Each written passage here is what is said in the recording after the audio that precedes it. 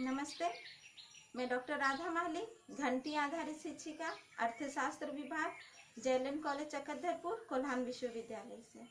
आज का ये वीडियो यूजी सेमेस्टर 3 इकोनॉमिक्स के विद्यार्थियों के लिए है। पब्लिक फाइनेंस पेपर से रिलेटेड है। आज के इस वीडियो में हम लोग जानेंगे कि सार्वजनिक व्यय का वर्गीकरण किस रूप में किया गया है। तो सार्वजनिक व्यय के प्रमुख वर्गीकरण के बारे में हम लोग आज चर्चा करेंगे। सार्वजनिक व्यय, जिसके बारे में मैं पहले भी आप लोगों को बता चुकी हूँ कि सरकार द्वारा, चाहे वो केंद्र सरकार हो, राज्य सरकार हो या स्थानीय सरकार हो, तो उनके द्वारा समाज के लिए, लोगों की भलाई के लिए, आर्थिक सामाजिक हित के लिए, लोगों के हित के लिए जिस प्रकार के भी खर्च किए जाते हैं उसे हम लोग सार्वजनिक व्यय कहते हैं। तो सार्वजनिक व्यय का वर्गीकरण क्यों करना जरूरी है? सार्वजनिक आय जो सरकार को मिलती है, राजस्व जो मिलती है, उसी को ही सरकार सार्वजनिक व्यय के रूप में खर्च करती है। तो प्रत्येक व्यक्ति ये जानना चाहता है कि सरकार किन किन मदों पर कितना कितना खर्च कर रही है। अगर हम लोग सार्वजनिक व्यय का वर्गीकरण कर लेते हैं, इसे किसी वैज्ञानिक आधार या आर्थिक आधार पर अलग अलग वर्गों में, समूहों में हम लोग बांट लेते हैं, तो ये जानना बहुत ही अच्छा हो जाएगा कि किन किन मदों पर कहाँ कहाँ सरकार कितना कितना व्यय कर रही है और उन व्ययों के माध्यम से उन क्षेत्रों में क्या क्या प्रभाव पड़ रहा है। तो इस तरह से हम लोग सार्वजनिक व्यय के बारे में और सरकार द्वारा किए जाने वाले खर्चों के बारे में हमें जानकारी मिलती है और अलग अलग क्षेत्रों में इसके पड़ने वाले प्रभावों के बारे में भी पता चलता है, या हम लोग अलग अलग क्षेत्रों के प्रभावों की तुलना भी कर सकते हैं। तो इस प्रकार हम लोग अब आगे अपने इस वीडियो में हम लोग ये जानेंगे कि सार्वजनिक व्यय का जो है वर्गीकरण वो किस प्रकार किन किन लोगों ने कैसे कैसे किया है। तो सार्वजनिक व्यय का जब हम लोग वर्गीकरण के बारे में बात करते हैं तो सबसे पहले हम लोग देखेंगे कि सार्वजनिक व्यय का जो वर्गीकरण है वो लाभ के आधार पर किया गया है। लाभ के आधार पर कहान और प्लेन ने इसका वर्गीकरण किया है। तो उन्होंने लाभ के आधार पर सार्वजनिक व्यय को 4 भागों में बांटा है। सबसे पहले उन्होंने माना है कि एक तरह का सार्वजनिक व्यय जिससे संपूर्ण समाज को लाभ प्राप्त होता है, उस तरह के व्यय इस कैटेगरी में रखे जाएंगे। तो संपूर्ण समाज को प्राप्त होने वाले लाभ क्या है? जैसे प्रतिरक्षा पर जो भी व्यय किया जाता है, प्रशासन संबंधी जो भी खर्च होते हैं, शिक्षा पर जो भी व्यय किया जाता है, तो ये सारे व्यय जो हैं ये समाज के संपूर्ण लोगों को इसका बेनिफिट मिलता है, सब लोगों को इसका बेनिफिट मिलता है। तो इस कैटेगरी में किए जाने वाले व्यय पहले भाग में आते हैं। दूसरे भाग में उन्होंने कहा है कि कुछ लोगों को जो बेनिफिट मिलता है, तो जब सरकार किसी विशेष वर्ग विशेष के लिए या किसी विशिष्ट वर्ग के लिए जब सरकार खर्च करती है तो उसका बेनिफिट जो है वो कुछ लोगों को ही मिलता है। जैसे खासकर हम लोग देखेंगे कि समाज के गर्भ वर्ग के लिए सरकार जो भी खर्च करती है, गरीबों के लिए जो भी सरकार खर्च करती है, उससे समाज के एक विशेष वर्ग को बेनिफिट मिलता है। तो ये सारे जो खर्च हैं ये दूसरे कैटेगरी में आते हैं। तीसरे कैटेगरी में हम लोग देखेंगे कि समाज, संपूर्ण समाज के साथ साथ कुछ खास लोगों को भी इसका बेनिफिट मिलता है। तो संपूर्ण समाज के अलावा जो कुछ खास लोगों को बेनिफिट मिलता है, ऐसे कैटेगरी में कौन आते हैं? ऐसा कैटेगरी में हम लोग देख सकते हैं कि न्याय व्यवस्था से संबंधित जो भी सरकार के कार्य होते हैं, उसमें जो लोग न्याय व्यवस्था से जुड़े हुए हैं उनको तो लाभ मिलता ही है, इसके अतिरिक्त समाज के दूसरे लोगों को भी इसका बेनिफिट मिलता है। नेक्स्ट, जो लाभ के आधार पर जो चौथा कैटेगरी इन्होंने बांटा है और इन्होंने कहा है कि इसके द्वारा समाज के कुछ विशिष्ट वर्ग को, कुछ खास स्पेसिफिक लोगों को इसका बेनिफिट मिलता है। तो इसके अंतर्गत जैसे हम लोग देख सकते हैं कि कुछ उद्योग वगैरह जो है, जब सरकार कुछ विशेष उद्योगों के ऊपर में खर्च करती है तो उससे उस विशेष वर्ग से संबंधित लोगों को जो भी बेनिफिट मिलता है, जो भी लाभ मिलता है, उसके लिए जो सरकार खर्च करती है, तो ये चौथे वर्ग के अंतर्गत आ जाती है। तो इस तरह हम लोग देखते हैं कि प्रोफेसर कहान और प्लेन ने लाभ के आधार पर सार्वजनिक व्यय का वर्गीकरण किया। नेक्स्ट हम लोग देखते हैं कि F.S. निकलसन ने आय के आधार पर सार्वजनिक व्यय का वर्गीकरण किया है आय के आधार पर जो उन्होंने सार्वजनिक व्यय का वर्गीकरण किया, इसके अंतर्गत उन्होंने 4 कैटेगरीज बनाई हैं। इसमें उन्होंने सबसे पहला कैटेगरी में सार्वजनिक व्यय को इस प्रकार रखा है जिससे सरकार को किसी भी तरह की जो प्रत्यक्ष प्राप्ति, राजस्व की प्रत्यक्ष प्राप्ति नहीं होती है। इसमें उन्होंने निर्धन वर्ग की सहायता को रखा है। जब निर्धन वर्ग की सहायता पर सरकार खर्च करती है तो उससे प्रत्यक्ष रूप से किसी भी प्रकार की प्राप्ति नहीं होती है। दूसरा कैटेगरी में उन्होंने जिसको रखा है उसमें उन्होंने देखा है कि उस व्यय के द्वारा प्रत्यक्ष रूप से सरकार को राजस्व की प्राप्ति तो नहीं होती है, लेकिन हाँ उस वर्ग पर खर्चा करने के बाद या वहां खर्चा करने के बाद कुछ हद तक अप्रत्यक्ष रूप से सरकार को आय जरूर प्राप्त होती है। जैसे शिक्षा के ऊपर जो सरकार खर्च करती है, तो ये कहा जाता है कि जब भी शिक्षा पर सरकार खर्च करती है तो जो पढ़े लिखे लोग होते हैं वे अच्छे करदाता साबित होते हैं और उनके रहन सहन के ऊपर में या उनको लेके सरकार को बहुत ज़्यादा खर्च करने की भी जरूरत नहीं पड़ती है।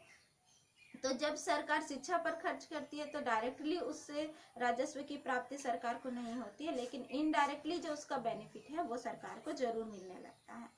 तीसरा हम लोग देखेंगे, तीसरे में है आपका कि राजस्व जो है सरकार को वो आंशिक रूप में प्राप्त होता है, पूरा नहीं होता है, आंशिक रूप में। तो इसके अंतर्गत जो निकलसन है उन्होंने रेलवे वगैरह की सर्विसेज को रखा हुआ है। उन्होंने कहा है कि रेलवे पर जो भी सरकार खर्च करती है तो रेलवे के माध्यम से क्या होता है, जितने भी सरकार को आय प्राप्त होती है तो उस आय का कुछ मतलब खर्च जो है वो रेलवे संचालित करने के लिए भी जो सरकार को लगता है उसकी भी आमदनी हो जाती है। तो एक तरह से रेलवे के द्वारा सरकार को राजस्व की भी प्राप्ति होती है और प्लस रेलवे को संचालित करने के लिए जितने पैसों की जरूरत पड़ती है, जितने खर्चों की जरूरत पड़ती है, वो भी रेलवे के माध्यम से आ जाती है। तो इस प्रकार तीसरा कैटेगरी में उन्होंने रखा था कि जिस प्रकार के सार्वजनिक व्यय से सरकार को जो है वो आंशिक राजस्व की प्राप्ति होती है।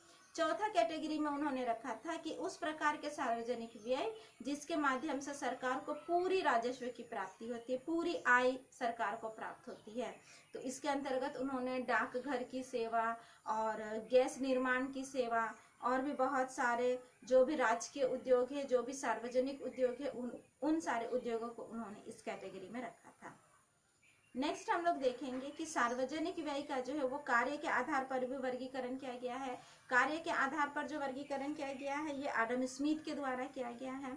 तो आडम स्मिथ ने कार्य के आधार पर वर्गीकरण के अंतर्गत सार्वजनिक व्यय को 3 प्रमुख भागों में बांटा है, जिसमें पहला है सुरक्षात्मक कार्य, यानी कि सरकार सुरक्षात्मक कार्यों के लिए जिस प्रकार के भी खर्च करती है, इसमें आपका प्रतिरक्षा पर खर्च हो जाएगा, सैनिक खर्च हो जाएगा, देश और राष्ट्र की सुरक्षा के लिए ये सारे सुरक्षात्मक खर्च यहाँ पर आ जाते हैं।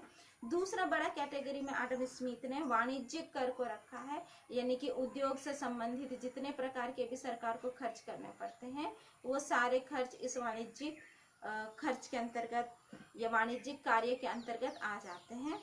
जैसे जिन उद्योगों के लिए भी सरकार को खर्च करना पड़ता है वो सारे खर्च यहाँ पर आ जाते हैं। तीसरा जो आडम स्मिथ ने कैटेगरी बांटा है वो तीसरा कैटेगरी है विकास कार्य से संबंधित जो भी खर्च है। तो विकास कार्य के लिए सरकार को जितने प्रकार के भी खर्च करने पड़ते हैं, चाहे उसके लिए आप उदाहरण के लिए शिक्षा ले सकते हैं, स्वास्थ्य ले सकते हैं, सड़क परिवहन ले सकते हैं, या सार्वजनिक मनोरंजन से संबंधित जितनी भी फैसिलिटीज सरकार देती है, इन सारी चीज़ों पर जितने भी प्रकार के सरकार खर्च करते हैं। तो विकास एक बड़ा कंसेप्ट है और विकास से संबंधित सरकार को जितने भी खर्च करने पड़ते हैं वे सारे खर्च इस कैटेगरी के अंतर्गत आ जाता है, इस वर्गीकरण के अंतर्गत आ जाता है। तो इस प्रकार हम लोगों ने देखा कि आडम स्मिथ ने इसको 3 भागों में बांटा। इसके बाद हम लोग देखेंगे कि प्रोफेसर जे.एस. मिल ने सार्वजनिक व्यय को कितने भागों में बांटा। तो प्रोफेसर जे.एस. मिल ने सार्वजनिक व्यय को 2 भागों में बांटा है, एक है आवश्यक व्यय एवं ऐच्छिक व्यय। तो आवश्यक व्यय क्या है? आवश्यक व्यय के अंतर्गत वो सारे व्यय आते हैं जिसमें सरकार को खर्च करना बहुत ही जरूरी है, और इसके अंतर्गत सैनिक से संबंधित व्यय, प्रशासनिक से संबंधित व्यय, ऋण की अदायगी के लिए जो भी सरकार को खर्च करना पड़ता है। तो जो मुख्य खर्च है, जिन खर्चों से सरकार पलट नहीं सकती है, जिन खर्चों से सरकार पीछे नहीं हट सकती है, तो ये सारे आवश्यक खर्च जो है ये इसी के अंतर्गत आ जाते हैं। इसके बाद जो है ऐच्छिक व्यय। ऐच्छिक व्यय में उन सारे कार्य आ जाते हैं और उन सारे व्ययों को लिया जाता है जिसको करने के लिए सरकार बाध्य नहीं होती है। उन कार्यों के ऊपर में खर्च करना नहीं करना ये आवश्यकता के ऊपर में निर्भर करता है। सरकार डिसाइड करती है कि उनके पीछे में खर्च करने की जरूरत है या नहीं। तो इस तरह हम लोग देख रहे हैं कि J.S. मिल ने सार्वजनिक व्यय को दो भागों में बांटा है, एक आवश्यक व्यय और एक हो गया ऐच्छिक व्यय। इन दोनों व्यय के बारे में आप लोग समझ चुके हैं। नेक्स्ट हम लोग देखते हैं कि आवश्यकता के आधार पर भी सार्वजनिक व्यय का वर्गीकरण किया गया है। उसके अंतर्गत मुख्य रूप से 3 कैटेगरीज बांटे गए हैं, जिसमें पहला हम लोग देखेंगे कि जो भी आवश्यक खर्च है सरकार को, आवश्यक खर्च के अंतर्गत हम लोग उन सारे खर्चों को ले सकते हैं जिन्हें सरकार स्थगित नहीं कर सकती है, जिनको करना बिल्कुल ही कंपलसरी है, एकदम जरूरी ही है सरकार को। तो वो सारे प्रकार के कार्य, वो सारे प्रकार के खर्चे इस आवश्यक व्यय के अंतर्गत आ जाते हैं। दूसरा कैटेगरी में जो होता है वो होता है लाभदायक चीजों के लिए जो सरकार को खर्च करना पड़ता है। इसमें एक है कि सरकार यहाँ पर देखेगी कि ये वांछनीय है कि नहीं, इन पर खर्च करना वांछनीय है कि नहीं, इस पर सरकार देखती है। अगर जरूरी है तो सरकार खर्च करती है, अगर जरूरी नहीं है तो नहीं खर्च करती है। इस तरह से इन कार्यों को जो है वो सरकार स्थगित भी कर सकती है। अगर सरकार को लगता है कि ये जरूरी नहीं है, वांछनीय नहीं है, तो इसे सरकार स्थगित कर सकती है। तीसरा प्रकार जो है वो है आपका अनावश्यक या दिखावटी कार्य जो है, या अनावश्यक या दिखावटी व्यय। इस पर सरकार खुद डिसाइड करेगी कि सरकार इन कार्यों को करेगी कि नहीं करेगी, ये उनकी इच्छा पर निर्भर करता है। तो इस प्रकार ये चौथा कैटेगरी में हम लोगों ने इसे भी बांट के देख लिया। नेक्स्ट हम लोग देखते हैं कि प्रोफेसर फिंडले सिराज ने सार्वजनिक व्यय को दो भागों में बांटा है। एक उन्होंने कहा है कि जो प्राथमिक व्यय है और दूसरा उन्होंने कहा है कि जो गौण व्यय है। प्राथमिक व्यय को आप आवश्यक के संदर्भ में ही ले सकते हैं, जैसे प्रतिरक्षा पर जो भी खर्च करना पड़ता है, कानून व्यवस्था पर, ऋण अदायगी पर, नागरिक प्रशासन को लेकर सरकार को जो खर्च करना पड़ता है, तो ये सारे प्राथमिक कार्य है, प्राइमरी एक्सपेंडिचर्स है जो सरकार को करना बहुत ही जरूरी है और सबसे पहले प्राथमिकता के आधार पर सरकार इन खर्चों को करती है। इसके बाद उन्होंने सार्वजनिक व्यय का दूसरा कैटेगरी बांटा है। वो दूसरा कैटेगरी जो है वो गौण कार्य से रिलेटेड है। गौण कार्य के अंतर्गत हम लोग देखते हैं कि जो भी सामाजिक व्यय है, शिक्षा है, जन स्वास्थ्य है या निर्धन सहायता को लेके, सामाजिक कल्याण को लेके जो सारे कार्य होते हैं, तो उन सारे कार्यों को करना सरकार का सेकेंडरी काम होता है, वो उनका गौण कार्य के अंतर्गत आते हैं। और उसमें जो है किया जाने वाला सेकेंडरी व्यय होता है, यानी कि गौण कार्य से संबंधित गौण व्यय। तो पहला जो प्राइमरी है, जो ज़्यादा इंपॉर्टेंट है, उसको हम लोग प्राथमिक व्यय बोल सकते हैं, और दूसरा जो है वो सेकेंडरी में आता है, सेकेंडरी ऑप्शन में आता है, तो उसको सेकेंडरी एक्सपेंडिचर बोल सकते हैं। तो इस तरह फिंडले सिराज ने प्राइमरी एंड सेकेंडरी एक्सपेंडिचर के आधार पर सरकार के व्ययों को बांट दिया है।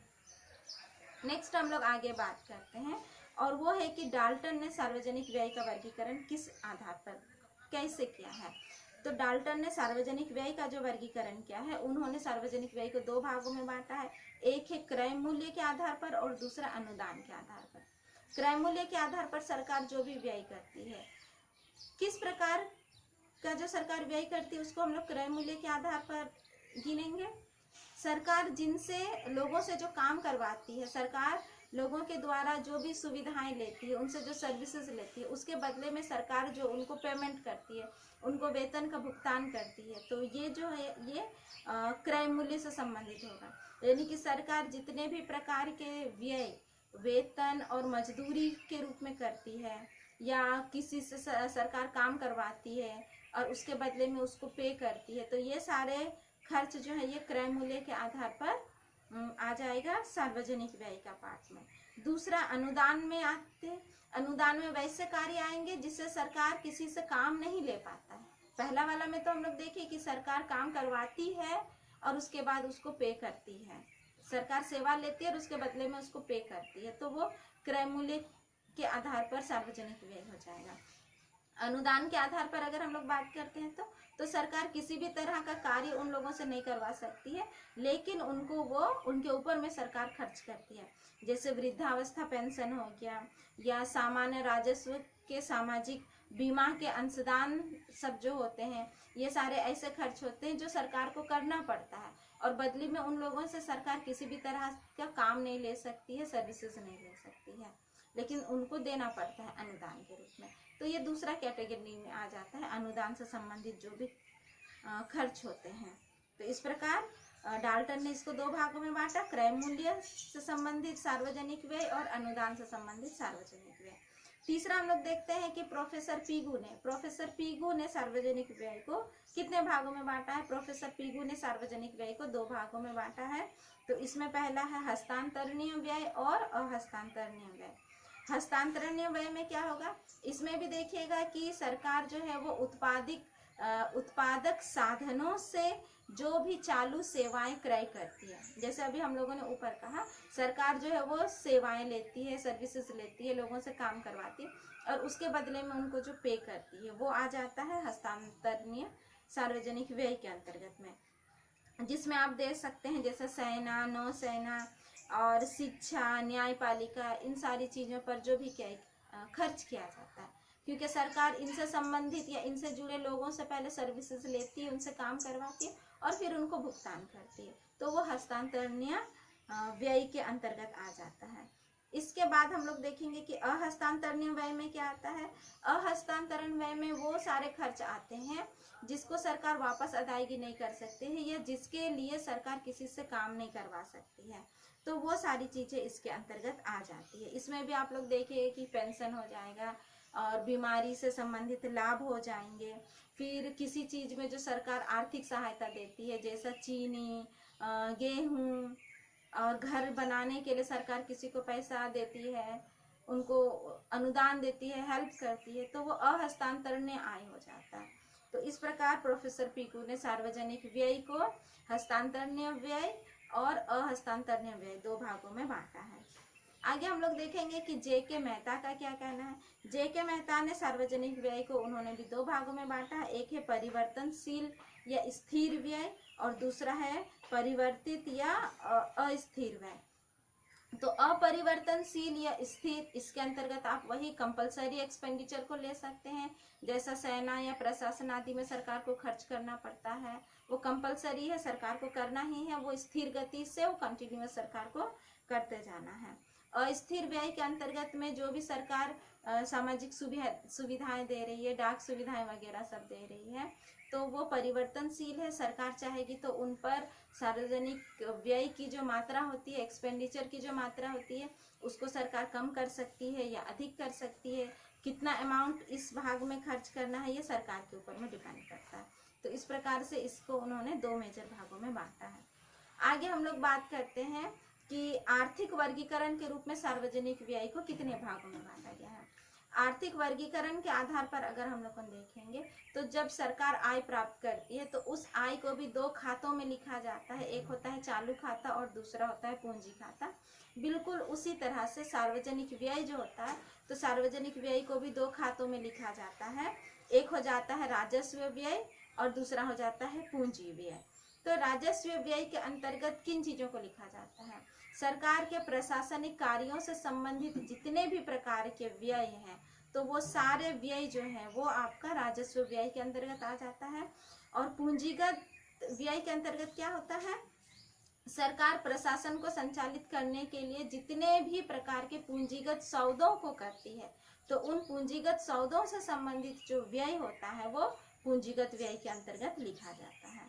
तो इस प्रकार राजस्व व्यय भी होता है और पूंजीगत व्यय भी होता है, तो ये दोनों होते हैं। तो यहाँ देखिएगा कि सामान्य सेवाओं से संबंधित सरकार जो भी खर्च करती है, चाहे वो राजकोषीय सेवाएं हों या प्रशासनिक सेवाएं हों, सुरक्षा या पेंशन से संबंधित सेवाएं हों, तो इसको भी हम लोग राजस्व व्यय के अंतर्गत लिखते हैं।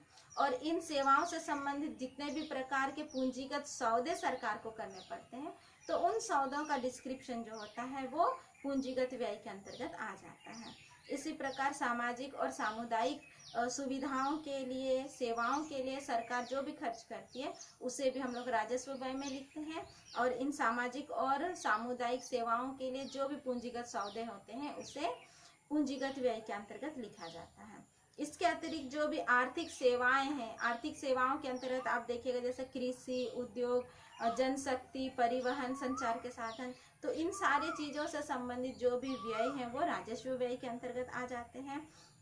और आप देखिएगा कि जो भी रेल, डाक सेवा सब जो है, तो इन सब चीज़ों से संबंधित जो भी व्यय है वो पूंजी व्यय के अंतर्गत आ जाते हैं।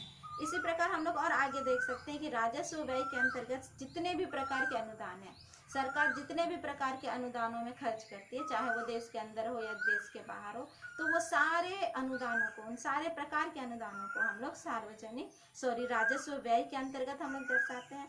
और जितने भी प्रकार के सरकार ऋण प्राप्त करती है या अग्रिम प्राप्त करती है, या ऋण के ऊपर में जो सरकार खर्च कर रही है, अग्रिम के लिए जो सरकार खर्च कर रही है, तो उन सारे व्ययों को हम लोग पूंजीगत व्यय के अंतर्गत दर्शाते हैं।